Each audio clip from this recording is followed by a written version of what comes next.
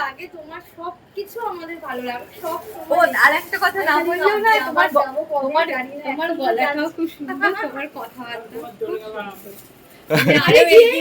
আমার বাবাকে দিদিদেরকে যে এত ভালো দাদা, সত্যি ওখানটায় গেলে আমরা মানে ফিরে আসতে ইচ্ছা করছে না, মনে হচ্ছে সেদিন তো অনেক রাত হয়ে গেছে। যাই না বোন, আমার যদি ভুল ত্রুটি হয় ক্ষমা করো, আমি তোমাদেরকে সেভাবে আপ্যায়নও করতে পারলাম না সময়।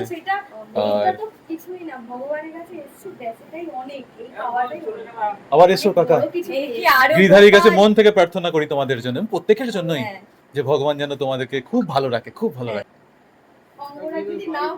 দাদা তোমার একদম আসবে, মাঝে মাঝে যদি এখানে আসো বনগাতে ঘুরে যাবে, একটু গিরিধারীকে দর্শন করে যাবে, আর তোমার এই মনটা যেন সারা জীবন এরকম থাকে।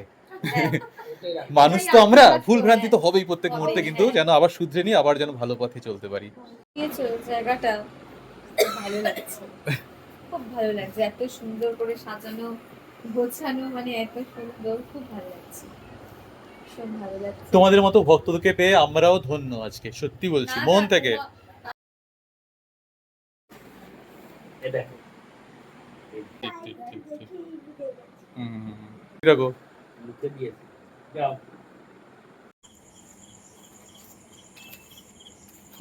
দাদা খুব ভালো থেকো বোন, একদম গোপাল সোনা, একদম যদি কোনোদিন কলকাতায় যাও তাহলে একবার যোগাযোগ করে আমার বাড়িতে যাবে, যেতে পারলে তো খুব ভালোই লাগবে।